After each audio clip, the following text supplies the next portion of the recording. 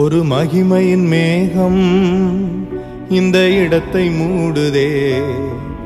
ஒரு மகிமையின் மேகம் என் ஜனத்தை மூடுதே. ஒரு மகிமையின் மேகம் இந்த இடத்தை மூடுதே. ஒரு மகிமையின் மேகம் என் ஜனத்தை மூடுதே. நாமத்துக்கு மகிமை உண்டாவதாக. உங்களை யாவரையும் கர்த்தராகிய இயேசுவின் நாமத்தினாலே வாழ்த்துகிறேன், வரவேற்கிறேன்.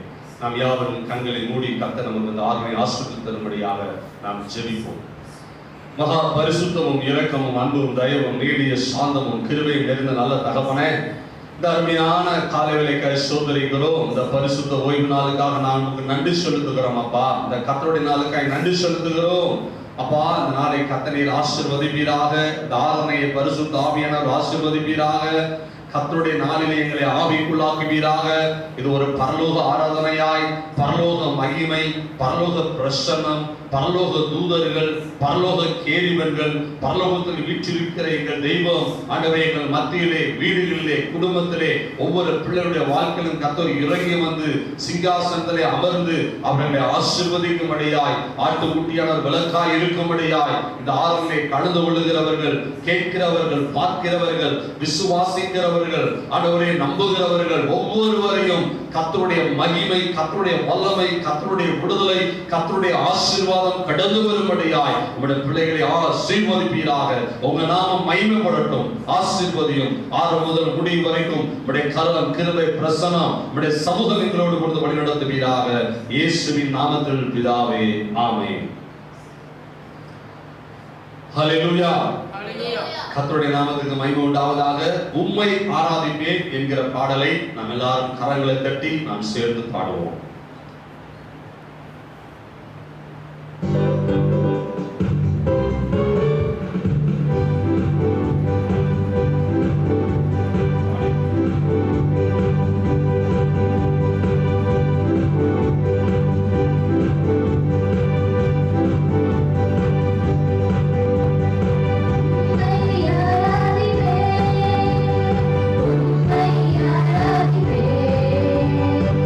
உம்மை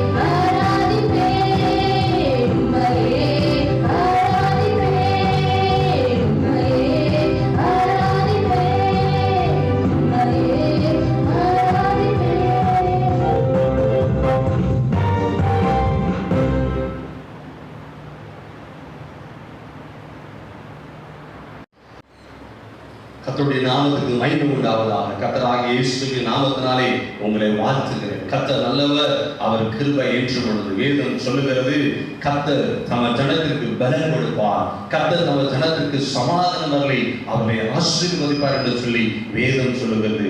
கர்த்தர் உங்களுக்கு பலன் கொடுத்து உங்களை ஆசீர்வதிப்பாராக. அல்லேலூயா. கர்த்தர் உங்களுக்கு சமாதானத்தை கொடுத்து உங்களை ஆசீர்வதிப்பாராக. கர்த்தர் உங்களை ஆசீர்வதித்து உங்களோடு கூட இருந்து உங்களை வழி நடத்துவாராக. நீங்கள் கர்த்தருக்குள் மகிழ்ச்சியாய் இருப்பதே உங்கள் பலன் என்று சொல்லி வேதம் சொல்லுகிறது. கர்த்தருக்குள் நீங்கள் மகிழ்ச்சியாய் இருங்கள். நீங்கள் கர்த்தருக்குள் இருக்கும் பொழுது நீங்கள் மகிழ்ச்சியாய், பலனாய், சமாதானமாய் இருப்பீர்கள். கர்த்தர் உங்களை ஆசீர்வதிப்பாராக. தேவ சமூகத்தில் காத்திருந்த பொழுது கர்த்தரோடு கூட இடைப்பட்ட காரியங்களை நாம் தியானிப்போம். ஆவியானவர் நம்மோடு கூட பேசுவாராக. லூக்கா எழுதின சுவிசேஷம் 4ஆம் அதிகாரம் 18ஆம் வசனம் 19ஆம் வசனம். கர்த்தருடைய ஆவியானவர் என் மேல் இருக்கிறார், தரித்திரருக்கு சுவிசேஷத்தை பிரசங்கிக்கும்படி என்னை அபிஷேகம் பண்ணினார். இதயம் நொறுங்குண்டவர்களை குணமாக்கவும், சிறைப்பட்டவர்களுக்கு விடுதலையையும், குருடருக்கு பார்வையும் பிரசித்தப்படுத்தவும், நொறுங்குண்டவர்களை விடுதலையாக்கவும், கர்த்தருடைய அனுக்கிரக வருஷத்தை பிரசித்தப்படுத்தவும் என்னை அனுப்பினார் என்று எழுதியிருக்கிற இடத்தை அவர் கண்டு. இங்கு வேதத்தில் சொல்லப்பட்டிருக்கிறது, ஆண்டவராகிய இயேசு கிறிஸ்து அவர் பிறந்த ஊரிலே, நாசரேத் என்னும் அவர் பிறந்த ஊரிலே ஜெபாலயத்துக்கு போகிறார். ஜெபாலயத்தில் போய் அங்கே வேதத்தை, ஏசாயா தீர்க்கதரிசியின் புத்தகத்தை எடுத்து அவர் திறந்து வாசிக்கிறார். இந்த வசனம் ஏசாயா தீர்க்கதரிசி 61ஆம் அதிகாரம் 1ஆம் வசனத்திலே சொல்லப்பட்டிருக்கிறது. அந்த வாக்கியங்களை திறந்து இயேசு இந்த வார்த்தைகளை வாசிக்கிறார். கர்த்தருடைய ஆவியானவர் என் மேல் இருக்கிறார், தரித்திரருக்கு சுவிசேஷத்தை பிரசங்கிக்கும்படிக்கு என்னை அபிஷேகம் பண்ணினார். இருதயம் நொறுங்குண்டவர்களை குணமாக்கவும், சிறைப்பட்டவர்களை விடுதலையாக்கவும், குருடருக்கு பார்வையையும் பிரசித்தப்படுத்தவும், நொறுங்குண்டவர்களை விடுதலையாகவும் ஆண்டவர் என்னை அபிஷேகம் பண்ணியதை வாசித்து இயேசு போய் அவர் அமர்கிறார். எல்லாருடைய கண்களும் அவரையே நோக்கி இருக்கிறது. ஹல்லேலூயா. இந்த வாக்கியம் நிறைவேறிற்று என்று சொல்லி இயேசு சொல்லுகிறார். எனக்கு அன்பான தேவ ஜனமே, கர்த்தருடைய ஆவியானவர் என் மேல் இருக்கிறார் என்று சொல்லி இயேசு சொல்லுகிறார். கர்த்தருடைய ஆவியானவர் இயேசு மேல் இருந்தது போல அவர் நம்ம மேலேயும் அவர் இருக்கிறார். கர்த்தருடைய ஆவியானவர் எங்கேயோ அங்கு விடுதலை உண்டு. கர்த்தருடைய ஆவியானவர் நமக்குள்ள வரும் பொழுது நம்மை மாற்றுகிறவர். கர்த்தருடைய ஆவியானவர் உங்களை வேறு மனுஷனாய் மாற்றுவார், புதிய மனுஷனாய் மாற்றுவார். கர்த்தருடைய ஆவியானவர் உங்களை பலத்தினாலும் பராக்கிரமத்தினாலும் உங்களை நிரப்புவார். கர்த்தருடைய ஆவியானவர் உங்கள் வலிகளை செவைப்படுத்துவார். கர்த்தருடைய ஆவியானவர் உங்க வாழ்க்கையில் இருக்கிற இருளை வெளிச்சமாய் மாற்றுவார். கர்த்தருடைய ஆவியானவர் யார் என்று சொன்னால் அவர் ஞானமும் உணர்வும் அருளும் ஆவியும், ஆலோசனையும் பலனும் அருளும் ஆவியும், அறிவையும், கர்த்தருக்கு பயப்படுகிற பயத்தவர்களையும் கர்த்தருடைய ஆவியானவர் என்று சொல்லி ஏசாயா 11ஆம் அதிகாரத்தில் சொல்லப்பட்டிருக்கிறது. அப்போ கர்த்தருடைய ஆவியானவர் ஞானத்தை கொடுக்கிறவர், அறிவை கொடுக்கிறவர், ஆலோசனையை கொடுக்கிறவர், வழி நடத்துகிறவர். அந்த ஆவியானவர் உங்க மேலே தங்கி இருப்பாராக. அல்லேலூயா. உங்க மேலே கர்த்தருடைய ஆவியை இருக்க வேண்டும். தாவீதின் மேலே கர்த்தருடைய ஆவியானவர் இருந்தார். அவன் பராக்கிரமசாலியாய் இருந்தான். அவன் வாசிப்பதில் தெரிந்தவனாய் இருந்தான். அவனை கர்த்தருடைய ஆவியானவர் அவனை வழிநடத்தினார். இந்த நாளிலே கர்த்தருடைய ஆவியானவர் உங்க மேலே இருப்பாராக. எதற்கு கர்த்தருடைய ஆவியானவர் நம்ம மேலே இருக்கிறார்? அவர் அபிஷேகம் பண்ணுகிறார். எதற்கு கர்த்தருடைய ஆவியானவர் மேலே இருக்கிறார்? நொறுங்குண்டவர்களை குணமாக்கும்படியாக. அல்லேலூயா. தரித்திரருக்கு சுவிசேஷத்தை சொல்லும்படியாக, நொறுங்குண்டவர்களை குணமாக்கும்படியாக, நொறுக்கப்பட்டவர்கள், நறுங்குண்டவர்கள். எனக்கு அன்பான தேவ ஜனமே, அநேக சூழ்நிலைகள், அநேக காரியங்கள், அநேக பிரச்சனைகள் நம்முடைய வாழ்க்கையிலே இருதயத்தை நொறுக்கி விடும், இருதயத்தை உடைத்து விடும். அப்படிப்பட்ட சூழ்நிலைகள் தான் வேதம் சொல்லுகிறது, கர்த்தருடைய ஆவியானவர் நொறுங்குண்டவர்களை, நறுங்குண்டவர்களை குணமாக்குகிற தேவன். அல்லேலூயா. இந்த நாளிலே தலைப்பு என்ன என்று சொன்னால், நான் உன்னை குணமாக்குவேன், உன் காயங்களை குணமாக்குவேன், உன் நொறுங்குண்ட இருதயத்தை குணமாக்குவேன் என்று கர்த்தருடைய ஆவியானவர் சொல்லுகிறார். இயேசுவின் மேல் இருந்த கர்த்தருடைய ஆவியானவர் அவருடைய உயிரோடு எழுந்த பொழுது 3.5 ஆண்டுகள், கடைசி 30 வயதிலிருந்து 33.5 வயது வரைக்கும் அவரிடத்தில் நொறுங்குண்ட இருதயத்தோடு, நறுங்குண்ட இருதயத்தோடு, வேதனையோடு, கவலையோடு வந்த ஜனங்கள் யாவரையும் இயேசு குணமாக்கினார். ஹல்லேலூயா. இன்னைக்கு அந்த இயேசு உங்களை குணமாக்குவார். இருதயம் நொறுக்கப்பட்டு இருக்கிறீங்களா? என் வாழ்க்கையில் நடந்த சம்பவங்கள் என்னை வேதனைப்படுத்துகிறது, என் வாழ்க்கையில் இப்படிப்பட்ட காரியங்கள் என்னை நொறுக்குகிறது, இந்த சம்பவங்கள் எவ்வளவா என்னை காயப்படுத்துகிறது என்று சொல்லி நீங்க கலங்கி கொண்டிருக்கிறீங்களா? பயப்படாதீங்க, ஆண்டவர் உங்களை குணமாக்குவார். ஹல்லேலூயா. நொறுக்கப்பட்டிருக்கிற, உடைக்கப்பட்டிருக்கிற, வேதனையோடு இருக்கிற அநேக சம்பவங்கள், அநேக காரியங்கள், அநேக சூழ்நிலைகள், அநேக இழப்புகள் உங்க வாழ்க்கையில உங்க இருதயத்தை நொறுக்கி இருக்கலாம், நொறுங்கி போயிருக்கலாம். வேதம் சொல்லப்பட்டிருக்கிறது, நொறுங்குண்டு, நொறுக்கப்பட்டு, இருதயம் உடைக்கப்பட்டு, கண்ணீரோடு கூட நீங்க இருக்கலாம். ஆண்டவர் சொல்றாரு, நான் உன்னை குணமாக்குவேன். ஹல்லேலூயா. கர்த்தர் உங்களை குணமாக்குவார், கர்த்தர் உங்களை பலப்படுத்துவார். எனக்கு அன்பான தேவ சொன்னமே, இருதயம் நொறுங்குண்டவர்களை ஆண்டவர் குணமாக்குகிற தேவன். நொறுங்குண்டதும் நறுங்குண்டதுமான இருதயத்தை புறக்கணியாத தேவன். நொறுங்குண்டு பணிந்த ஆவியுள்ளவர்கள் அவர் வாசம் பண்ணுகிற தேவன்.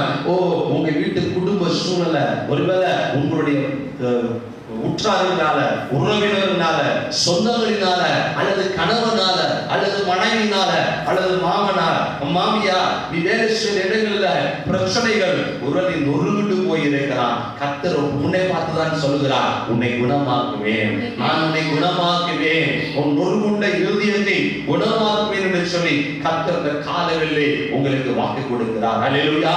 வேலை நிமித்தம் நொறுங்குண்டு போயிருக்கிறேன், போயிருச்சு, அது எனக்கு தொழில் இல்லையே, எனக்கு வேலை கிடைக்கவில்லையே, நான் என்ன செய்வது என்று அங்கலாய்த்து கொண்டிருக்கிறீங்களா? ஓ, மன உளைச்சல் இருக்கிறீங்களா? உங்க இருதயெல்லாம் காயப்பட்டு நொறுங்குண்டு இருக்கிறீங்களா? கர்த்தர் சொல்லுகிறார், உன் நொறுங்குண்ட உன்னுடைய இருதயத்தை நான் குணமாக்குவேன். ஹல்லேலூயா. உங்க குடும்ப பிரச்சனைகள், கடன் பிரச்சனைகள், பொருளாதார பிரச்சனைகள், பண பிரச்சனைகள், உங்க வாழ்க்கையில நீங்க நொறுங்குண்டு போயிருக்கிறீங்களா? நொறுங்குண்டவர்களை அவர் காயம் கட்டுகிற தேவன். ஹல்லேலூயா. நம்முடைய ஆண்டவர் அவர் காயம் கட்டுகிற தேவன். ஒரு வசனத்தை கூட வாசிக்கலாம். சங்கீதம் 147:3. இருதயம் நொறுங்குண்டவர்களை குணமாக்குகிறார், இருதயம் நொறுங்குண்டவர்களை குணமாக்குகிறார், அவருடைய காயங்களை கட்டுகிறார், அவர்கள் காயங்களை கட்டுகிறார். ஹல்லேலூயா. இருதயம் நொறுங்குண்டது காயம், பலவித காயங்கள். மனுஷனுடைய வார்த்தை வெளிப்புறமான காயம் இருக்கிறது, உள்காயங்கள். அநேக பிரச்சனைகள் நம்மளை காயப்படுத்துகிறோம், அநேக காரியங்கள் நம்மை காயப்படுத்துகிறோம், அநேக சம்பவம் நம்மை காயப்படுத்தும். நம்ம வாழ்க்கையில அந்த காயம் ஆறவே ஆறாது, அந்த காயம் நம்மளுக்கு வேதனை உண்டு பண்ணி கொண்டே இருக்கும். ஆனா ஆண்டவர் சொல்லுகிறார், பாருங்கள், நொறுங்குண்ட இருதயம் உங்களை குணமாக்கி அவர் காயங்களை கட்டுகிறார். ஹல்லேலூயா. நீங்க காயப்பட்டு இருக்கிறீங்களா? அநேக பிரச்சனைகள் உங்களை காயப்படுத்தி விட்டதா? இந்த நாட்கள் நீங்க காயப்பட்டு வேதனையோடு நொறுங்குண்டு நீங்க இருக்கிறீங்களா? உன்னை பார்த்தா இயேசு சொல்லுகிறார், உன் காயங்களை நான் கட்டுவேன், உன் காயங்களை நான் குணமாக்குவேன். ஓ, ஆண்டவர் காயப்படுத்தி காயம் கட்டுகிற தேவன். ஏன் எனக்கு இந்த காயம், ஏன் இந்த சம்பவம், ஏன் இந்த பிரச்சனை, ஏன் இந்த போராட்டம், ஏன் இந்த உபத்திரவம்? நான் ஜெபிக்கிறேனே, நான் உபவாசிக்கிறேனே, தேவனை தேடுகிறேனே, கர்த்தருக்கு காத்திருக்கிறேனே, என் வாழ்க்கையில ஏன் இப்படிப்பட்ட சம்பவங்கள் என்று சொல்லி ஒருவர் நீ கலங்கி நொறுங்குண்டு காயத்தோடு இருக்கலாம், உன் காயத்தினால் வேதனைப்பட்டு கொண்டிருக்கலாம். உன்னை பார்த்து கர்த்தர் சொல்லுகிறார், உன் காயங்களை நான் கட்டுவேன், உன் காயங்களை நான் ஆற்றுவேன், உன் காயங்களை நான் குணமாக்குவேன், உன் காயங்களை நான் ஆறுதல் படுத்துவேன், சுத்தப்படுத்துவேன் என்று சொல்லி கர்த்தருடைய ஆவியானவர் சொல்லுகிறார். ஹல்லேலூயா. காயம் மனிதனுடைய வார்த்தைகளால இருக்கலாம், அநேக வார்த்தைகள் நீ உள்ளத்தை உடைத்து இருக்கலாம், அநேக வார்த்தைகள் உன் இருதயத்தை நொறுக்கி இருக்கலாம். ஏன் எனக்கு இப்படி பேசுறாங்க, ஏன் இப்படி செய்யறாங்க, ஏன் எனக்கு விரோதமான இப்படி காரியங்களை செய்கிறாங்க என்று நீ உள்ளத்துக்குள்ள கர்த்தருக்குள்ள நீ காயத்தோடு இருக்கலாம். உன்னை பார்த்துதான் கர்த்தர் சொல்லுகிறார், அவர் காயம் கட்டுகிற தேவன். ஹல்லேலூயா. உன் காயத்தை குணமாக்குவார். அது எப்படிப்பட்ட காயமாக இருந்தாலும் கல்வாரி சிலுவையிலே நமக்காக 5 காயங்கள் ஏற்றவர். அந்த காயம், அந்த தழும்புகளா நாம் குணமாகுகிறோம். ஹல்லேலூயா.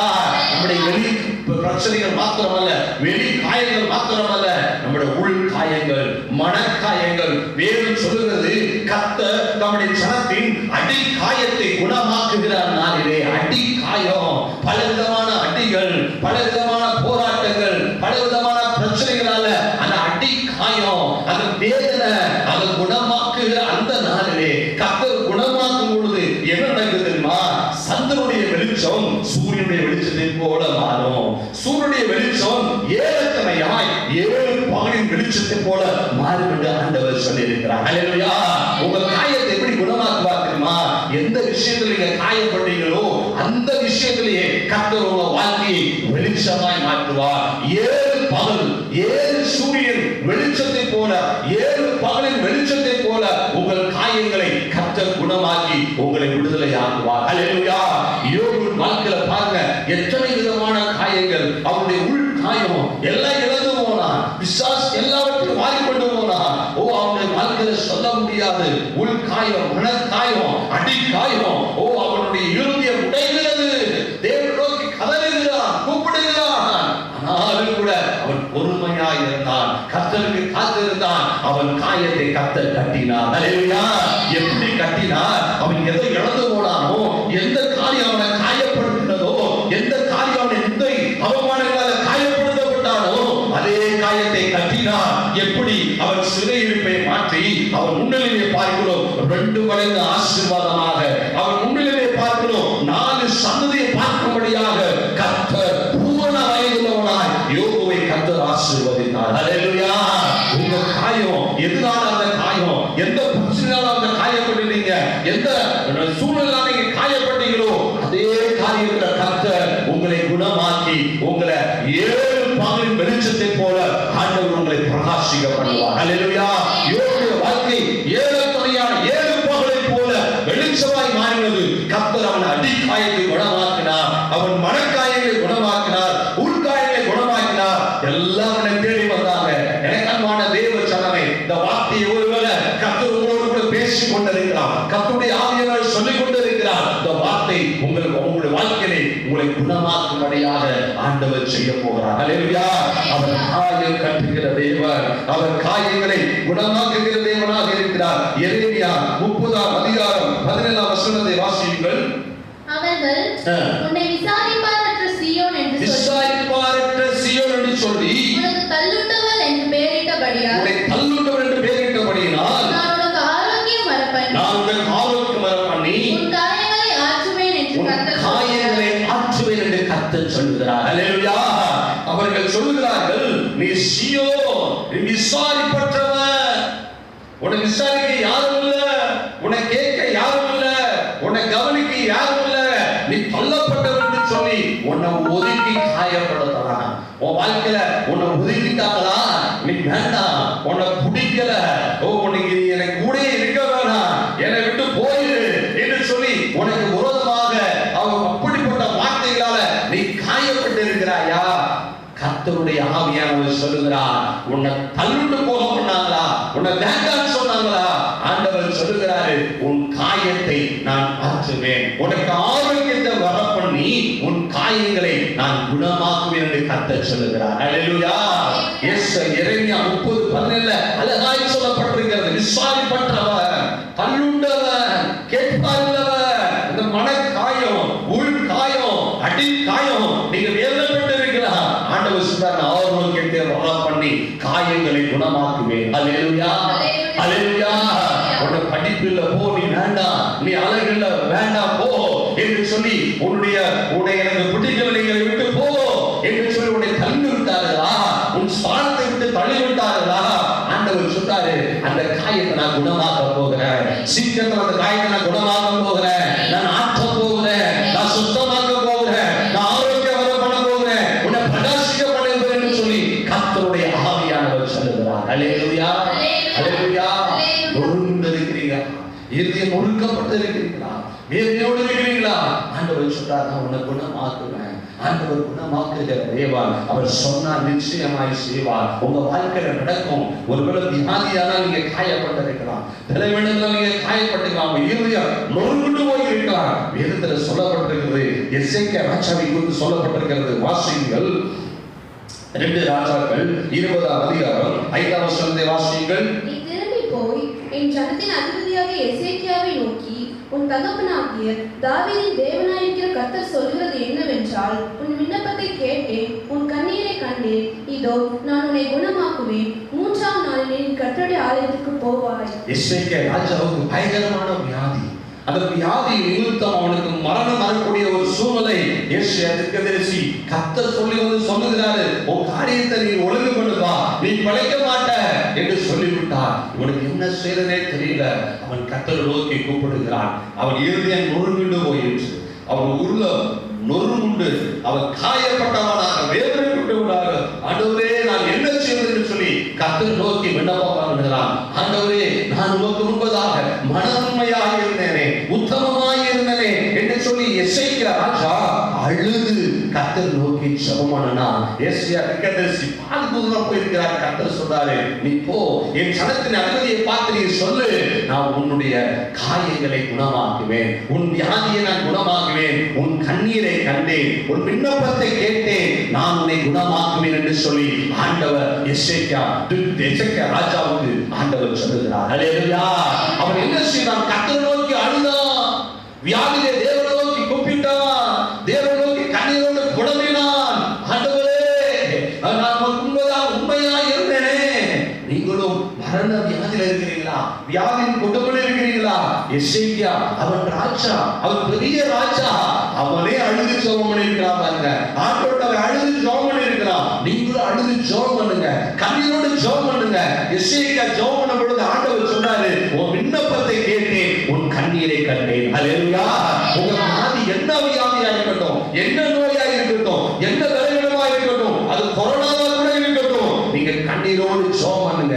சமீபத்துல ஒரு குடும்பத்துல எங்களோடு கூட பேசினார்கள். அவருடைய பையனுக்கு தொண்டையில வலி, அவருடைய சரீரத்துல பயங்கர காய்ச்சல், என்ன மருந்து மாத்திரை சாப்பிட்டோம் சுகமாகல, என்ன செய்தும் சுகமாகல. டாக்டர் போய் பார்த்து அவங்க கொரோனா டெஸ்ட் கொடுத்துருக்காங்க. அந்த குடும்பம் வேதனை தாங்க முடியல, நொறுக்கப்பட்டு போயிட்டாங்க, இறுதியை நொறுங்கி போயிட்டு. ஏன்னு சொன்னா வீட்டுல ஒருத்தர் இருந்தாலும் எல்லாரையும் கொண்டு போய் அவங்க தனித்து வைத்து விடுவார்கள், எல்லா குடும்பத்தையும் கூட்டிட்டு போயிடுவாங்க, அந்த எல்லையை அடைத்து விடுவார்கள், வேதனையோடு கூட இருந்தார்கள்.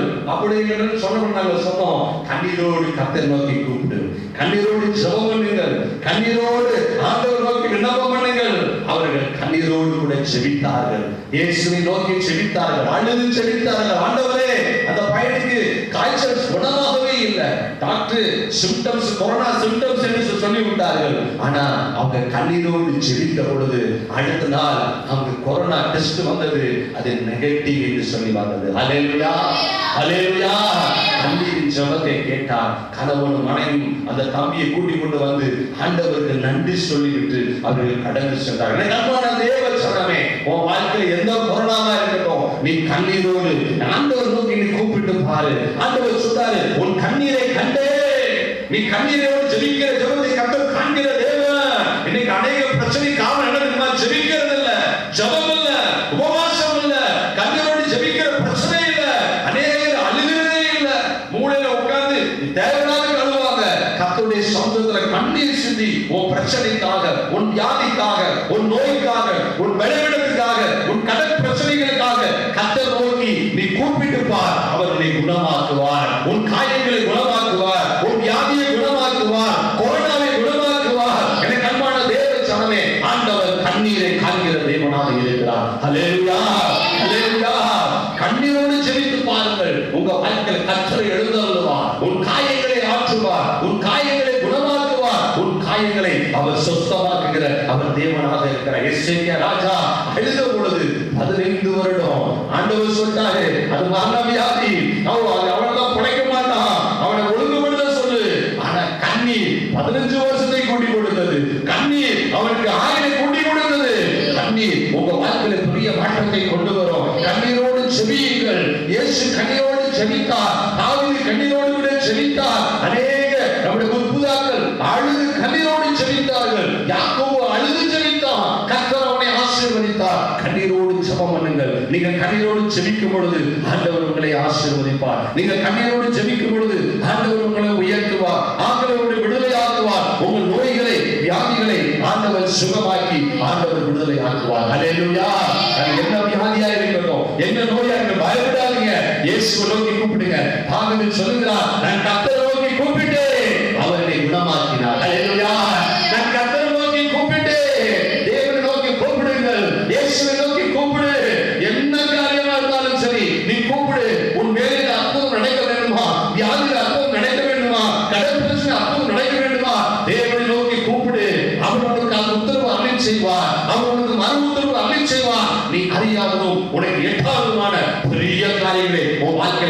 செய்ய போகிறார். அல்லேலூயா.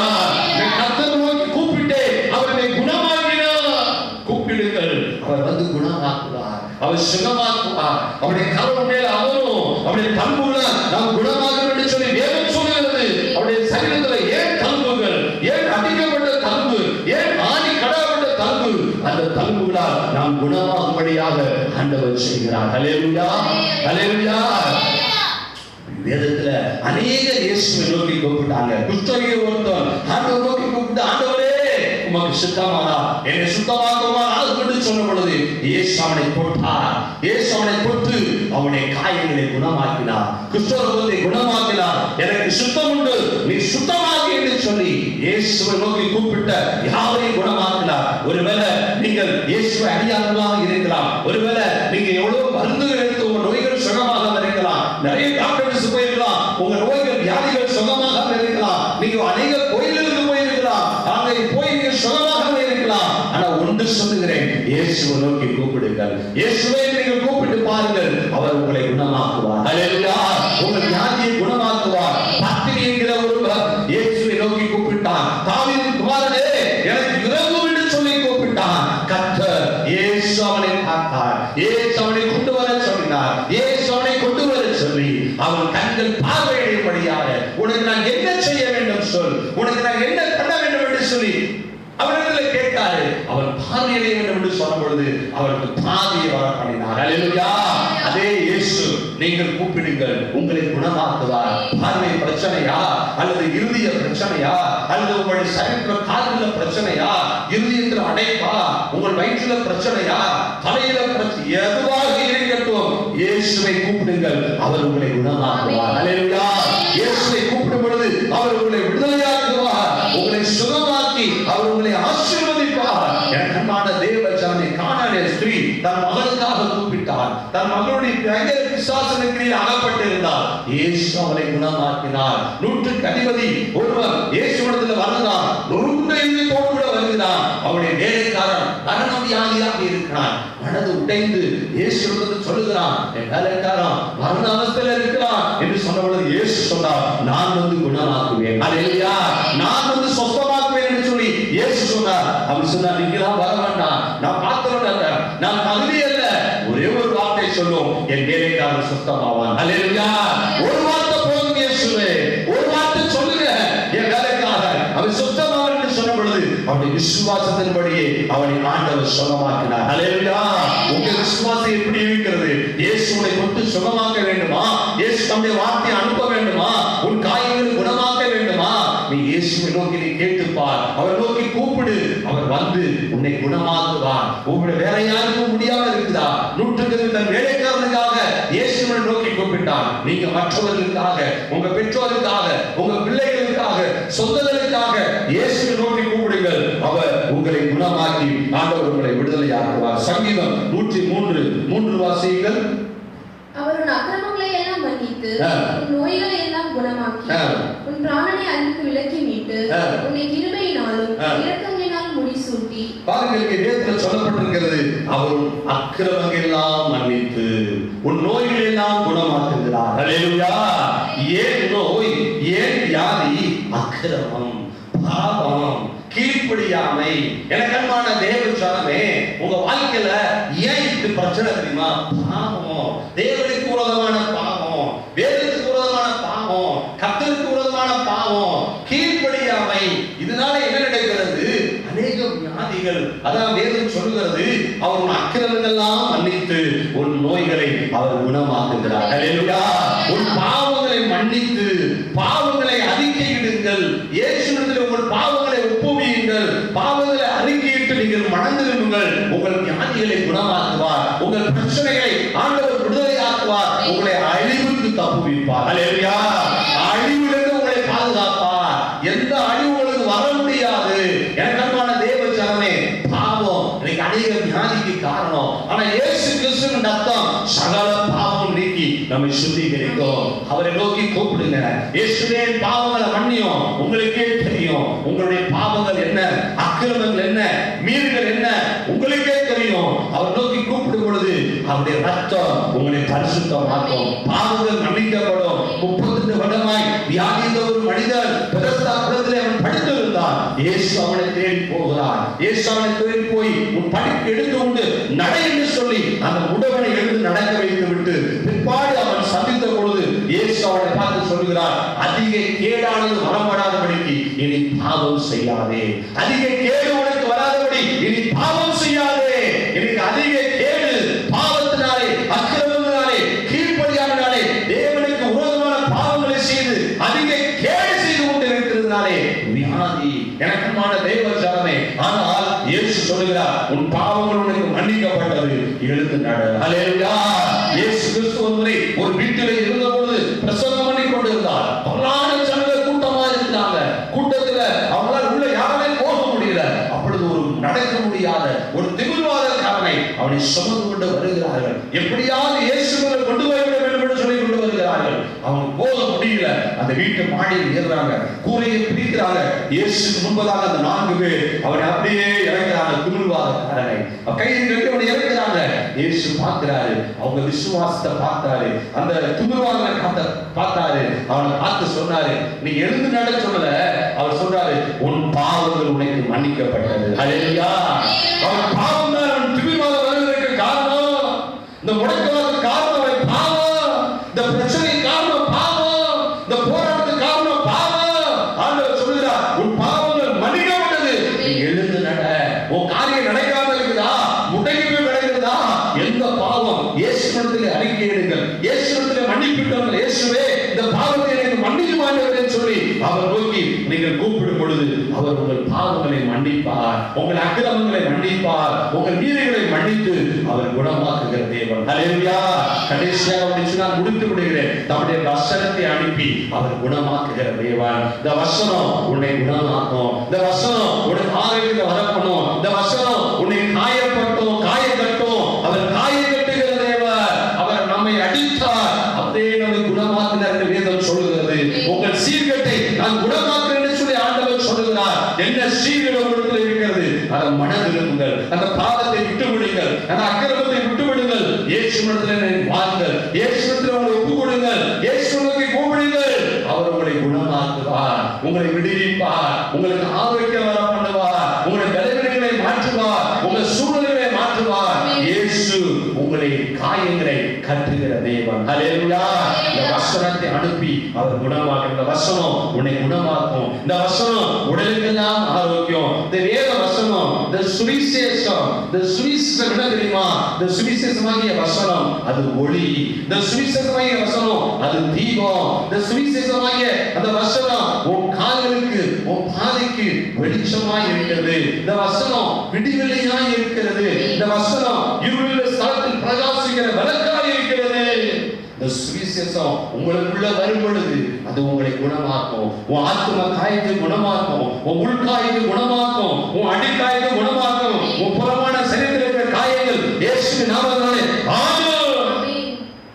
கேன்சரா, உள்காயங்களாலே கஷ்டப்பட்டு கொண்டிருக்கிறியா, எந்த காயம் இருந்தாலும் இயேசு குணமாக்குகிற தேவன். ஹல்லேலூயா. ஒரு முறை ஒரு வயதான பாட்டி, முடியாதவங்க என்கிட்ட சொன்னாங்க, ஐயா அந்த பாட்டிக்கு முடியல, கேன்சர், அவங்க ரொம்ப முடியாம இருக்காங்க, அவங்களுக்கு சாப்பாடு உள்ள போக முடியல, அவங்களுக்கு யூரின் போக முடியல, எல்லாமே பிரச்சனை அவங்களுக்கு என்று சொல்லி ஒரு ஜெபம் பண்ணுங்கயா என்று சொல்லி சொன்னாங்க. ஆண்டவருடைய வசனத்தை அனுப்புனேன், ஜெபித்தேன். அவருடைய வசனத்தை அனுப்பின பொழுது அந்த கேன்சர் பாட்டிக்கு என்னெல்லாம் பிரச்சனை இருந்தோ ஆண்டவர் சுகமாக்கினார். ஆலயத்துக்கு ஓடி வந்தார்கள். ஹல்லேலூயா. அந்த பாட்டி ஓடி வந்தாங்க, எல்லாம் நல்லா இருந்துச்சு என்று சொல்லி இயேசுவை மகிமைப்படுத்தினார்கள். அதே இயேசு நீ கேன்சர்ல கஷ்டப்பட்டு கொண்டிருக்கிறார், கேன்சர் வியாதி, கேன்சர் நோய், புண்கள், காயங்கள் நீ வேதனைப்பட்டு கொண்டிருக்கிறார், இயேசு உன்னை குணமாக்கும் என்று சொல்லி வாக்குத்தத்தம் பண்ணுகிறார். அவருடைய வசனத்தை உன்னை குணமாக்குகிறார். அவர் தழுவுகிறார், நீங்கள் குணமாவீர்கள் என்று சொல்லி ஆண்டவர் வாக்கு பண்ணுகிறார். எனக்கு அன்பான தேவ ஜனமே, காயத்தோடு இருக்கிறாயா, காயப்பட்டு இருக்கிறாயா? மனிதர்கள் காயப்படுத்தினாங்களா, வார்த்தையினால காயப்படுத்தினாங்களா, சொன்னால காயப்படுத்தினாங்களா, பேச்சினால காயப்படுத்தினாங்களா?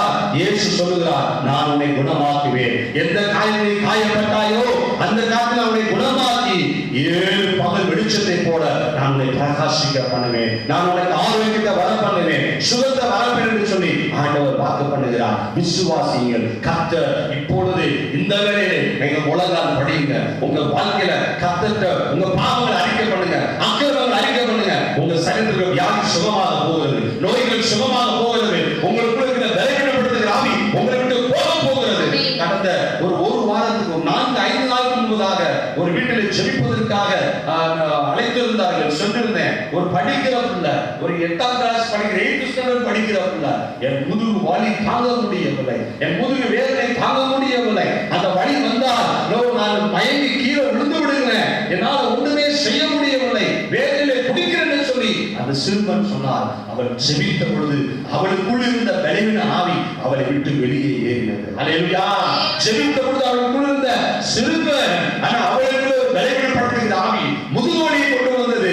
அவள் சொன்னா, எனக்கு இப்பொழுது சுகமாகி விட்டது, ஏதோ ஒன்று என்னை விட்டு வெளியேறி விட்டது, நான் நல்லா இருக்கிறேன் என்று சொல்லி கர்த்தரை மகிமைப்படுத்தினார். அதே இயேசுவை உன்னை சுகமாக்க போகிறார். உன் சரீரத்தில் என்ன வியாதி இருந்தாலும் இயேசு நாமத்தினாலே சொல்லுகிறேன், இயேசு உன்னை குணமாக்க போகிறார். முழங்கால் படியில் கரங்களை கூப்பி கர்த்தருக்கு உங்களை ஒப்பு கொடுங்கள். உங்க பாவங்களை அறிக்கை பண்ணுங்க, உங்க அக்கிரமங்களை அறிக்கை பண்ணுங்க.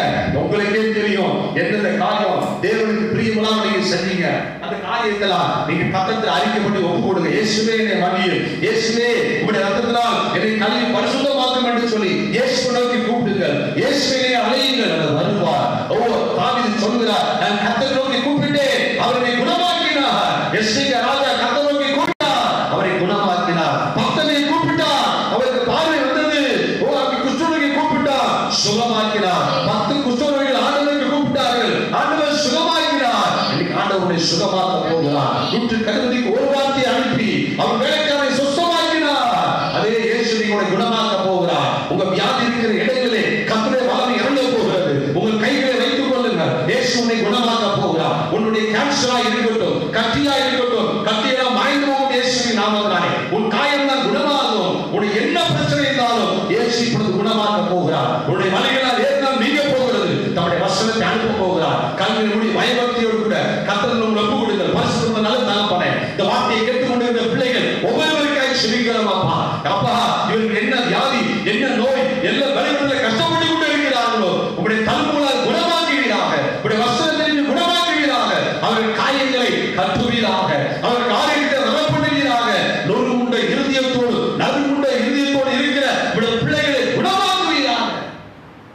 அற்புதம் நடக்கட்டும், ஒரு அதிசயம் நடக்கட்டும். எல்லா பலவீன ஆவிகள் இயேசுவின் நாமத்தினாலே சரிந்து வெளியேறுவதாக, வெளியேறட்டும் இயேசுவின் நாமம். ராமலஹரா கர்த்தருடைய ஆவியானவர் இறங்குவாரா, எல்லா கட்டுகள் தேய்க்கப்படுவாரா. உச்சதலங்கள் உள்ள கால்வரை காணப்படுகிற பலவீனங்கள், வியாதிகள், நோய்கள் இயேசுவின் நாமத்தினாலே இப்பொழுது சுகம் உண்டாவதா.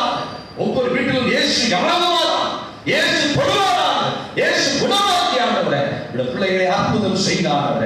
அநேக பிரச்சனைகளால காயப்பட்டு, வாழ்க்கையில காயப்பட்டு, ஆண்டவரே தள்ளுண்ட சீயோன், தள்ளுண்ட புறக்கணிக்கப்பட்ட ஒதுக்கப்பட்ட நிலையில் இருக்கிற காயப்பட்டு இருக்கிற பிள்ளைகளை கர்த்தர் குணமாக்குங்க. அவர்கள் நொறுங்குண்ட இருதயத்தை குணமாக்குங்க.